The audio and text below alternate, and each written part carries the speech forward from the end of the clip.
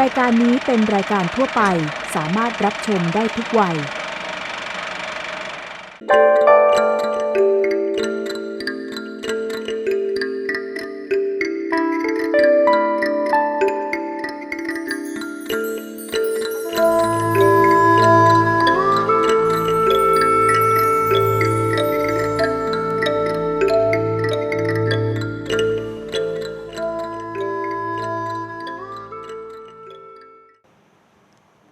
สวัสดีครับคุณผู้ชมขอต้อนรับเข้าสู่รายการสารธรรมนำสุขปากันกู้เจ้าตีห้าจนถึงตีห้าเกิงทาง NBT ภาคเหนือช่อง11แห่งนี้ครับวันนี้ทางรายการนะครับได้รับเมตตาจากพระชัดนเรศนะครับผมเป็นผู้ช่วยเจ้าอาวาสวัดพระธาตุจอมแจ้งอำเภอแม่สวยจังหวัดเชียงรายแห่งนี้นมัสการครับเรียนพรขออนุญาตสอบถามครับพระอาจารย์ครับว่าทำไมได้ยินว่าวัดแห่งนี้นะครับเป็นหนึ่งในเก้าพระธาตุเจ้าจอมนี่เป็นจะใดครับพระธาตุเก้าจอมก็คือการเส้นทางไหว้พระเก้าวัดของจังหวัดเชียงรายสมัยเมื่ออดีตเจ้าคณะจังหวัดเชียงรายเปิ่นคัดจากสาวเก้าจอมเพื่อเหลือเก้าจอมจังหวัดเชียงรายนี่มีเยอะมากคำว่าจอมเช่นจอมแจ้งจอมพ่อจอมแว่จอมกิตติคำว่าจอมในกำเมืองเฮาหมายถึงหม่อนดอย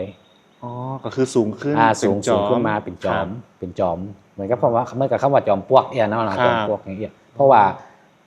บ้านเฮานี่สมัยก่อนเปิดนิยมสร้างวัดบนดอยจะสังเกตหันว่าบ้านเฮานี่อาณาจักรล้านนาเฮานี่ถ้าไป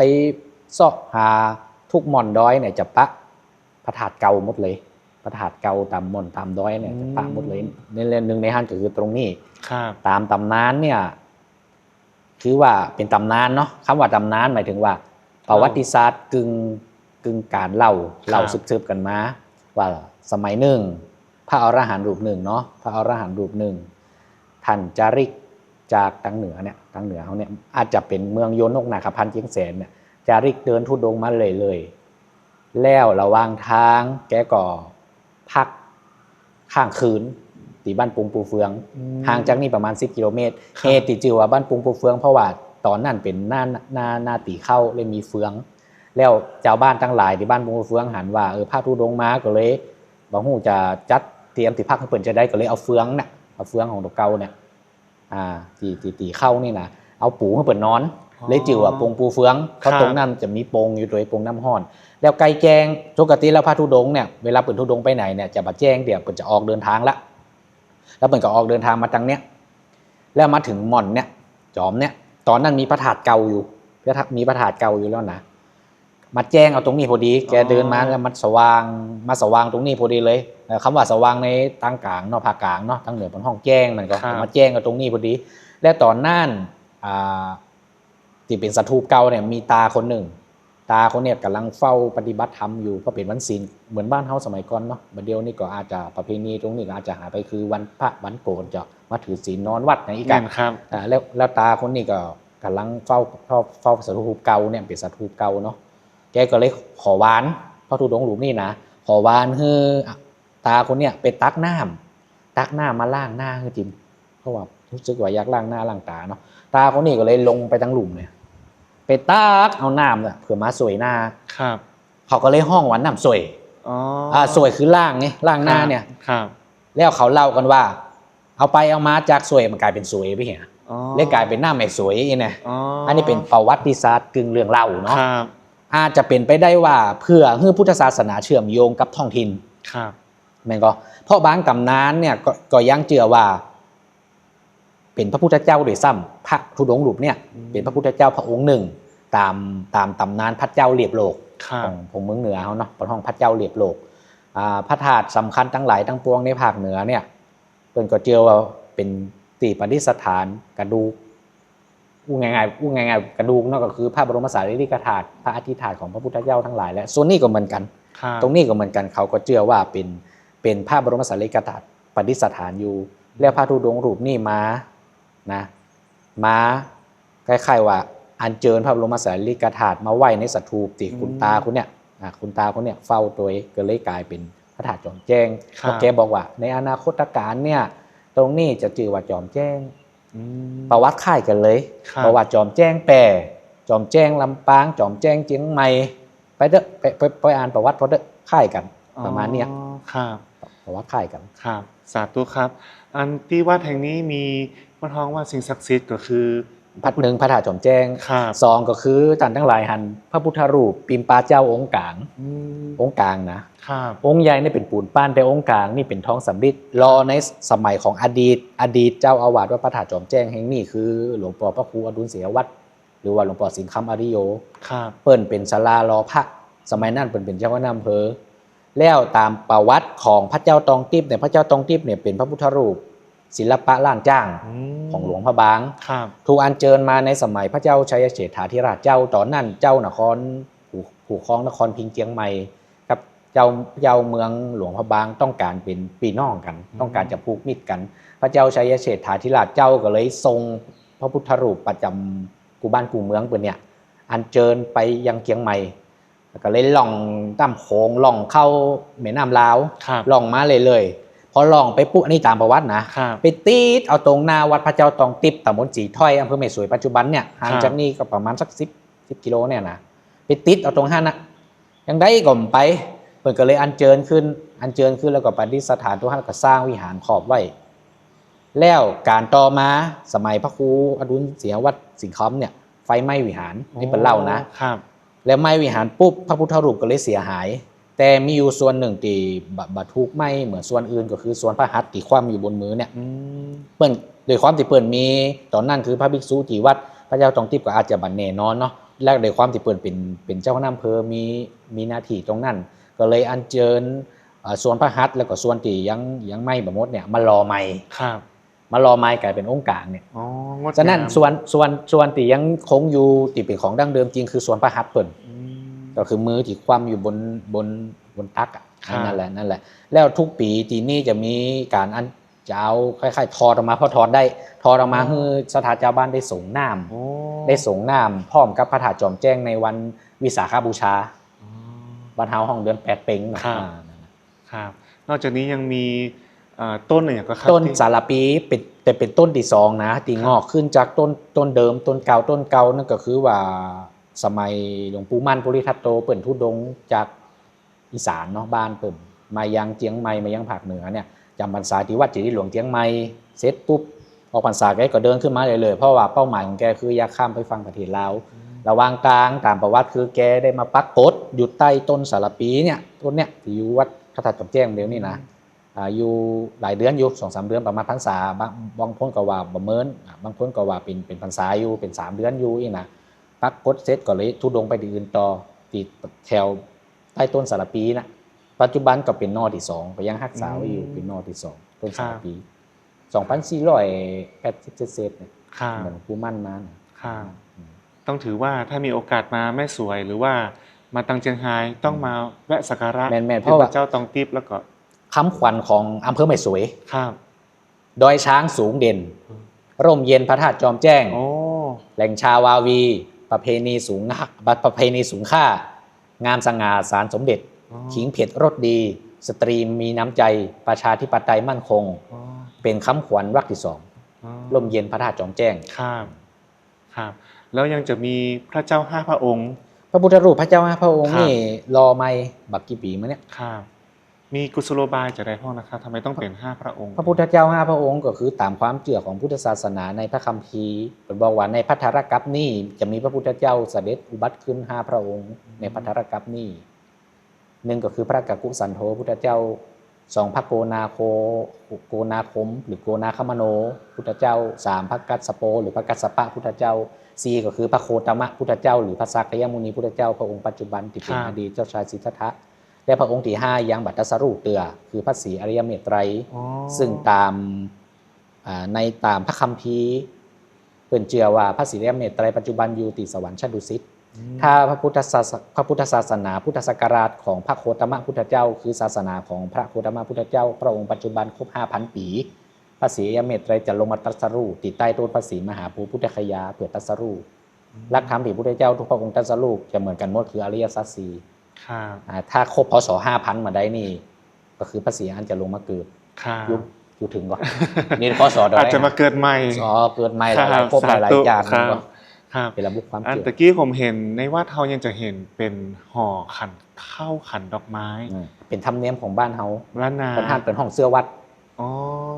มุมเหนือของวัดปะครับ เสื้อวัดเนี่ยจะนิยมสร้างตังเหนือของวิหารของอุโบสถ เพราะตามความเชื่อเนี่ยในพุทธศาสนาเขาเนี่ยนอกจากมีภพภูมิของมนุษย์แล้วยังมีภพภูมิของเทวดา แม่น เทวดาอารักษ์ ครับ เปิดห้องเทวดาอารักษ์ที่รักษาพระศาสนาธรรมบาลเปิดห้องธรรมบาล ครับ คือเทวดาที่มาปกป้องรักษาปกปักรักษาวัดวาอารามรักษาพระศาสนารักษาพระเน้นเถรน้อยอยู่ในหล่องในร้อยอยู่ในศีลในธรรมนี่จะนะรักษาญาติโยมทั้งหลายอยู่ในศีลในธรรมเป็นกุศโลบาย อ๋อ แล้วก็ถ้ามองในแง่ของประวัติศาสตร์ ก็คือว่าในสมัยก่อนเนี่ยภาคเหนือเขานับถือผีมาก่อนที่พูดเข้ามาจากอินเดียในภายหลัง ครับ ทีนี่ความเข้มข้นของสองศาสนาเนี่ยกินพื้นที่คนละอย่างเบสิกพื้นที่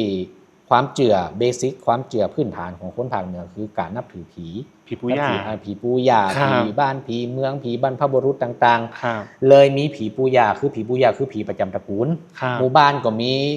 เสื้อบ้าน แม่น พ่อปู่มันก็วัดก็เลยต้องมีเสือวัด อ๋อ มันเป็นภูมิปัญญาของความเชื่อท้องถิ่นบวกกับความเชื่อของพุทธศาสนาเรื่องของเทวดา อืม ที่มาปกป้องรักษาพระศาสนา ครับ แล้วจะมีการเส้นไหวการทรงหน้ามาอย่างเหมือนกับพระพุทธรูปเหมือนกับสิ่งเคารพสักการะบูชาอย่างอื่นภายในวัดเลยนะเสื้อวัดนี่นะครับ มีอย่างเช่น พระเนนมาอยู่ใหม่ก็ต้องไปบอกกล่าวเบิ่น ครับเหมือนเจ้าตีเจ้าตา แม่น ครับ แล้วก็ภาคเหนือเขานี่จะมีแหมอย่างหนึ่งคือความเชื่อเรื่องพระอุปคุต อ๋อ พระอุปคุตเวลามีปอยหลวงเนาะ ครับ เวลาว่ามีปอยหลวงจะอัญเชิญพระอุปคุตมาจากแม่น้ำ ครับ ตามตำนานก็คือพระอุปคุตเนี่ยเป็นพระอรหันต์ในสมัยพระเจ้าอโศกมหาราช พระเจ้าอโศกมหาราชเนี่ยแปลงพระธาตุเจดีย์ 84,000 แห่งทั่วอินเดียทั่วชมพูทวีปในสมัยนั้น แล้วทำพิธีสมโภชนี่ในขณะที่ทำพิธีสมโภชเนี่ยยังคืออมนุษย์ก็คือพวกอย่างพวกม้ารพวก ครับ ที่ว่าพวกผีพวกอย่างนี้ ครับ มาลำควาน อ๋อ มากอขวนนั่นน่ะแล้วแกก็เลยนิมนต์พระอรหันต์จือว่าพระอุปคุตเนี่ยตอนนั้นพระอุปคุตเนี่ยท่านไปลงไปจำพรรษาอยู่ใต้สะดือในมหาสมุทร ตามประวัติ ครับ ตามประวัตินะครับ เพราะแกต้องการหาที่สงบ อยู่บนโลกมนุษย์นี่มันบ่สงบแกก็เลยไปจำพรรษาที่ใต้สะดือมหาสมุทรพุ่นน่ะท่านก็เลยไปอาราธนามาขอขึ้นมาปกป้องรักษางานจิมเนี่ย นี่เฮาก็เลยเอาตำนานเนี่ยมาเชื่อมโยงกับว่าเวลาวัดมีการสมโภช ครับ สมโภชพระธาตุเจดีย์วิหารสมโภชวัดก็ไปอัญเชิญพระอุปคุตมาปกป้องรักษาที่แม่น้ำกลางแม่น้ำเอาหินเนี่ยนะครับ ทำพิธีเสร็จ งม งม ครับ งมเอาเป็นตำนานมาจากตรงนี้ ค พ รับ ระอุปคุตในสมัยพระเจ้าอโศกเนี่ย อ๋อแล้วสุมาตะครับทำไมต้องบูชาพระอุปคุตในวันเป็งพุธหรือว่าพุธเที่ยงคืนเนี่ย เปิดมีความเจือมันก็ผูกพันกับความเจือนั่นแหละคือว่าพระอุปคุตนี่เนี่ยเนื่องจากประมาณว่าอยู่ใต้สมุทรเนี่ยบอกฮู้ว่าเวลาเนาะแต่พอวันถึงวันเพ็ญเนี่ยพระจันทร์มันเต็มดวง อ๋อ เสด็จขึ้นมาหับอาหารบิณฑบาตจากทายกทายิกา ในช่วงเที่ยงคืน ของวันอังคาร ของของวัน จะเข้าวันพุธ จะเข้าวันพุธ ครับ 0 นาฬิกา อ๋อ 00.00 น ครับ ของวันพุธคือวันเพ็ญตรงกับวันพุธ ครับ เพ็งก็คือเพ็ญพระจันทร์เต็มดวงพุธก็คือวันพุธ ครับ ก็คือ คน วัน ก็เลยตักบาตร ใช่ เที่ยง ใช่ คืน ตักบาตรเที่ยงคืน ครับ เป็นประเพณีภาคเหนือ อ๋อ แล้วพระที่เปิ้นเข่งพระวินัยเปิ้นก็ว่าอ้าวยังไม่เห็นลายมือพระตามพระวินัยเปิ้นว่าหรอตู้เจ้าเฮาจะบิณฑบาตได้จะออกหับบิณฑบาตได้นะต้องหาลายมือให้ก่อน ต้องหาลายมือจากแสงสว่างของธรรมชาติ ครับ เข้าใจก็ อ๋อ ถึงจะออกหับบิณฑบาตได้ ครับ บางคนก็ว่าทำไมพวกพุทธบิณฑบาตเที่ยงคืนหันลายมือหรือยังออกหับบิณฑบาตไปเชื่อมโยงตรงนั้นครับแต่ตรงเนี้ยมันมีหลักฐานชัดเจนในสมัยพระเจ้าอโศกเนี่ยที่ท่านลงไปจำพรรษาใต้สะดือติใต้มหาสมุทรแล้วก็ท่านทั้งหลายในสมัยนั้นก็อาราธนามาปกป้องรักษาพระธาตุเจดีย์การสมโภช 84,000 เต่าพระธรรมขันธ์ อาจจะเป็นกุศโลบายในการเปิ้นฮ้องว่าเปิ้นฮ้องว่าอยากให้คนทำบุญอย่างนี้นะครับน่าก็เลยแบบหาโอกาสที่ คือพุทธศาสนาเนี่ยเป็นเนรลักธรรมโยม เป็นเน้นรักธรรมพุทธศาสนาเนี่ยพอไปถึงประเทศไหนท้องถิ่นไหน ก็จะไปผสมสมกลืนกับความเชื่อของท้องถิ่นนั่นๆอย่างคือรูปแบบประเพณีพิธีกรรมต่างๆแตกต่างกันแต่แกนคำสอนเดียวกันครับเพราะพุทธศาสนาพุทธเจ้าเปิ่นตรัสรู้หลักธรรมต้องการให้นำหลักธรรมเนี่ยไปใจในชีวิตประจำวันเหมือนชาวตะวันตกคนฝรั่งทุกวันเนี่ยเขาสนใจพุทธศาสนาติดแกนคำสอนเพราะใช้ได้จริงใช้ในชีวิตประจำวันจริงอันเบิร์ตไอน์สไตน์ก็ดีสตีฟจ็อบส์ก็ดีนำหลักธรรมคำสอนของพุทธศาสนาไปใจเต็มใจว่าเต็มได้หมายความว่าสตีฟจ็อบส์กับอันเบิร์ตไอน์สไตน์จะเข้าวัดทำบุญยังประเพณีบรรเทาปัจจัยนะครับแกเป็นชาวพุทธเพราะเอาคำสอนไปประยุกต์ใจในชีวิตประจำวันโดยเฉพาะเรื่องของสติเรื่องของสมาธิสตีฟจ็อบส์เนี่ยต้องฝึกสตินะโทรศัพท์ประโยมผลิตโทรศัพท์เนี่ยมันต้องใจสติก็ใจสมาธิสูงก็ใช่ครับแกนำหลักธรรมคำสอนของพุทธศาสนาไปประยุกต์ใจอันสตีฟจ็อบส์นี่นะฉะนั้นเฮาเป็นชาวพุทธเนาะบ้านเฮาเนาะเป็นชาวพุทธเฮามีของดีอยู่เฮาต้องเอาของดีของเฮามาใจก็คือคำสอนของพระพุทธเจ้านี่แหละประเพณีล้านนาเฮาก็ผูกพันกับพระพุทธเจ้าผูกพันกับพุทธศาสนาเป็นอย่างมากพอเข้าถึงหลักธรรมละจะขอพระอาจารย์ช่วยสอนวิดีโอนะครับวัยรุ่นนะครับผมบอกว่าจะเป็นนักเรียนนักศึกษาเข้าวัดเข้าวาน้อยลงอยากจะให้พระอาจารย์มีคำสอนที่ง่ายๆที่ใช้ในชีวิตประจำวันหรือว่าเป็นคติธรรมก็ได้ครับคือคนที่ชมรายการสารธรรมนำสุขได้นำไปใช้ซื้อถึงวัยรุ่นเนาะครับ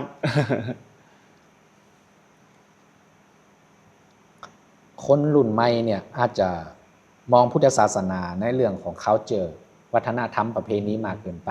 อาตมาอย่างคือโฟกัสที่ mindfulness เนาะคือสติคนเฮาเกิดมาถ้ามีสติบ่สามารถเติบโตเป็นมนุษย์ที่สมบูรณ์ได้นะสตินี่สำคัญมากฉะนั้นสติเนี่ยเป็นตัวอย่างคือพุทธเจ้าตรัสรู้ได้ที่ใต้ต้นโพธิ์หั่นสัมมาสติเนี่ยสำคัญที่สุดสติคือความระลึกได้ความรู้สึกตัวเวลาเราทำงานทำการเนาะเกิดความเครียดเฮียนก็ดีเฮียนและเครียดเขาจะมีวิธีใดในการผ่อนคลายความเครียดนั้นคือการฝึกสตินี่แหละกลับมาอยู่กับลมหายใจของเขาเนี่ยเวลาเขาใจห่อนเนาะโหดเนาะมิงเนาะลองปีกมาอยู่กับลมหายใจเข้าเพราะว่าตามหลักวิทยาศาสตร์ตามหลักสุขภาพเนี่ยเมื่อเกิดความเครียดเนี่ยมันจะหลั่งสารชนิดหนึ่งออกมามันต้องการออกซิเจนฉะนั้นกลับไปอยู่กับลมหายใจภาษาภาคบนห้องอานาปานสติคือการกำหนดลมหายใจเข้าออกกำหนดเข้าของหูซึกตัวออกของหูซึกตัวหายใจเข้าออกยังมีสติหายใจเข้าออกโดยความหูซึกตัวรักทำง่ายๆเลยเพราะว่าเขาอาจจะแบบมีเวลาในการไปศึกษาพระธรรมคนรุ่นใหม่ก็อาจจะมองศาสนาในเรื่องของประเพณีวัฒนธรรมพิธีกรรมมากเกินไปอย่างนี้เนี่ยเข้าถึงตุ๊เจ้าก็เข้าถึงยากอย่างนี้เนี่ยความจริงธรรมะมีอยู่ในชีวิตประจำวันของท่านนั่นแหละอาตมาได้บอกโยมไปแล้วว่าฝรั่งตะวันตกเนี่ยเขาสนใจพุทธศาสนาติสัมมาสติเนี่ยmindfulness ติสมาธินี่แหละเขาสามารถสมาทานเหมือนเขาสมาทานศีลเนี่ยจำเป็นต้องมาทำพิธีกรรมอาราธนาศีลที่ทุกเจ้านะเขาอาราธนาเองได้สมาทานเองได้เช่นว่าวันนี้ฉันตั้งใจจะมาเบียดเบียนไผ่นะฉันตั้งใจจะมาไปลักขโมยของใครนะฉันตั้งใจจะพอใจกับคู่ครองของฉันนะฉันตั้งใจจะมาไปโกหกมาไปลอกลวงไผ่นะฉันตั้งใจจะให้มีสติด้วยการมาไปของแวะกับยาเสพติดสิ่งของมึนเมาเนี่ยคือขาดสติสมาทานเองเลยตั้งใจตัวเองเลยมีสติรักษาศีลห้าศีลห้ามันเกี่ยวกับความเกี่ยวของศาสนาเลยถามว่าทุกชีวิตฮักชีวิตตัวเก่าหมดนะข้อนึงนะไม่อยากโดนฆ่ามันต้องผ่านพิธีกรรมก็ได้ถ้าท่านคิดว่าพุทธศาสนาเนี่ยแต่พิธีกรรมเนี่ยมันเป็นอุบายก็คือคนมารวมกันทำกิจกรรมรวมกันอุปทานหมู่รวมกันได้แต่พุทธศาสนาเป็นพุทธเจ้าเป็นมีหลักธรรมอยู่2อย่างคือโลกียธรรมกับโลกุตระธรรมเนาะอย่างเจ้าบ้านก็ใจโลกียธรรมก็คือใจหลักธรรมของคฤหัสถ์ในการใช้ชีวิตตีทุกปีได้บอกโยมไปตะกี้เนาะในอูไปตะกี้ได้ตึงคำสอนได้ตึงมันท้องว่าดึงสติขึ้นมานะครับได้สนทนาธรรมแล้วก็อยากจะสุดท้ายนี้นะครับอยากจะขอพระอาจารย์เชิญชวนพุทธศาสนิกชนที่ได้ผ่านมาตั้งแม่สวยหรือว่าเจียงไฮ้ได้มาแอลที่วัดพระธาตุจอมแจ้งแห่งนี้ตัวครับได้ ก็ถ้าท่านทั้งหลายมีโอกาสเวลาจังหวะ3อย่างนี่ผ่านไปแล้วผ่านไปเลยนะปิ้งม้ามันได้นะครับ 1กำอู้อย่างอู้ไปแล้วผ่านไปเลย ครับ 2เวลาผ่านไปละ3โอกาส โอกาสหรือจังหวะ ถ้าท่านทั้งหลายมีโอกาสอันดีก็ขอเจริญพรเชิญชวนท่านทั้งหลายมาเยี่ยมชมสักการะบูชาองค์พระธาตุเจดีย์เจ้าจอมแจ้งแห่งนี้ซึ่งประวัติอย่างที่อาตมาภาพได้บอกไปสร้างมากับ700กว่าปีองค์พระธาตุเจ้าเจดีย์นี่นะสมัยพระเจ้าพญามังหายมหาราชสร้างเมืองเจียงไฮ้นั่นแหละตามตำนานตามประวัติประมาณพศ1800ก็ท่านทั้งหลายถ้าได้มีโอกาสผ่านไปผ่านมาลูกเจียงใหม่มาจะไปเจียงใหม่ก็จะไปเจียงไฮ้เนาะ ครับ ก็สามารถแวะใดเพราะก่อนถึงตัวเมืองเจียงไฮ้50 กิโลเมตรเพราะลูกนี้ไปตัวเมืองเจียงไฮ้50 กิโลเมตร ครับ ถ้าลูกเจียงใหม่มาก็ประมาณ130ป่ายกิโลเมตรถ้าท่านทั้งหลายมีโอกาสก็เจริญพรมาแวะได้ยินดีต้อนรับท่านทั้งหลายมาณโอกาสนี้ขอเจริญพรเด้ ครับ อ สาธุครับ สาธุ วันนี้ตังรายการสารธรรมนำสุขนะครับ ผมได้ตึงสถานที่งามๆมาไหว้พระทำบุญยังได้สนทนาธรรมครับพระชัดนเรศตัวเองนะครับ วันนี้ทางรายการขอลาคุณผู้ชมไปก่อน แล้วมาปิ๊กมาปักกันใหม่นะครับที่ NBT ภาคเหนือช่อง11แห่งนี้ตี 5 จนถึงตี 5 เกิงนะครับ วันนี้นกรดวงดีลาไปก่อนสวัสดีครับ